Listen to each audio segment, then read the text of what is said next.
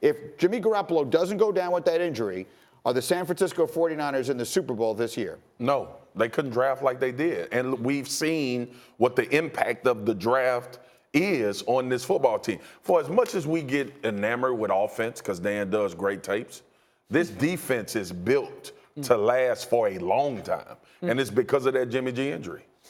The Jimmy G injury allowed John Lynch to get his Simeon Rice and Warren Sapp. That's the reality. Because that injury allows him to go get Bosa, and then they go make the move to forward. They already had the inside pieces, and now he gets his defensive line that he played behind in Tampa Bay. So, no, they're not in the Super Bowl without it. Not only that, they more than likely don't get Deebo Samuel in the second round where they got him either. And so the blessing in disguise is the Jimmy G knee injury, because they were a better team than 4-12, and that injury allowed them to become better as a younger football team.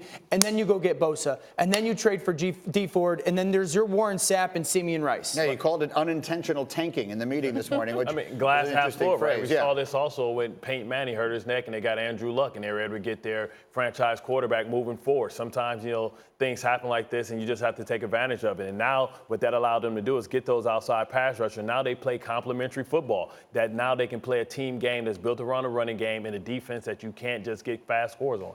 The other thing I would bring up, and I'd be interested in your take on this, is the fact that Shanahan stuck with Robert Saleh at the defensive coordinator spot. A lot of people were calling for his job, and people said he couldn't get it done, but they trusted in their own organization to get him the pieces that he needed to have success. I think it's important to know that Kyle Shanahan grew up in the NFL. Like, his dad was a longtime coach in the NFL, so Kyle realized that the NFL was really about dudes, players. And he realized that their front just didn't have good enough guys. And when you know that Robert Saleh is a good coach, and you know that he's got good scheme, he can communicate and teach, as long as John Lynch was going to get him guys, that defense would rise up. And that's the thing, like John Lynch, basically every single move that John Lynch has made, he's hit on. Yeah.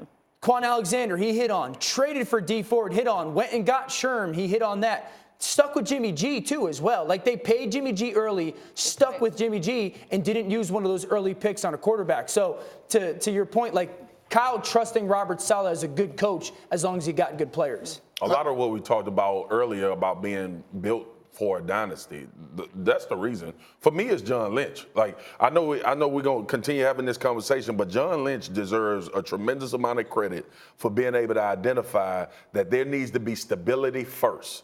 Identifying the problems, fixing them. And look, Quan Alexander got injured, and they also had Dre Greenlaw, the same type of player, to come in just in case we go down a guy, it's about, and he's been effective it's about as well. Making courageous decisions as a GM, too. Like, having the short-term vision and long-term. Yep. Signing Richard Sherman was not a glamorous signing. Going and trading for D Ford was not. Yep. Paying Jimmy G when they paid him was not well received. And John Lynch has pulled all the right strings. Well, we talk about culture, and they set a culture, right? And I remember going out there and doing a financial literacy program, and these guys played hard, and they built their roster from the back end up, right? Because they had a lot of young players that they developed, and they became the back end of their roster. Now they have tremendous depth. Mm-hmm. That's why when McKinnon goes down, there's no problem. That's why when Coleman goes down, there's no problem. It's next man up, because these guys have experience in playing in big meaningful games.